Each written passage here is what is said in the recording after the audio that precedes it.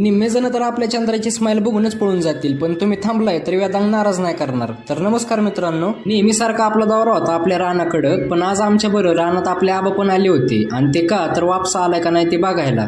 पण पावसामुळे कायचा वापसा येतोय, उलट आम्हालाच वापस घरी जायला लागलं. आता माघारी येताना या मेंढ्यांनी रस्ता रोको आंदोलन सुरू केलं, पण सायकलवर स्वार होऊन ब्लॉगरचा ताप आलाय म्हणल्यावर त्यांना त्यांचं आंदोलन बाजूला घ्यावं लागलं. आता आपल्या घराजवळ एक पिंपळाचं झाड आलं होतं, त्याला असं बादलीत लावून त्याचं इतर ठिकाणी स्थलांतर करण्याचं काम चालू होतं. बरं, पावसाळा आलाय तर तुम्ही पण थोडे झाडं बिडं लावत जाऊ बरं का, कसं आहे पर्यावरणासाठी चांगलं असतं. आई एवढी खुश आहे म्हणल्यावर मी ओळखलं काहीतरी चांगला बेत दिसतोय. मग काय, फ्राय, ग्रेव्ही, रस्सा सगळ्या मत्स्य पदार्थांवर ताव मारला आणि मग तयारी सुरू झाली ती परत पुण्याला जायची.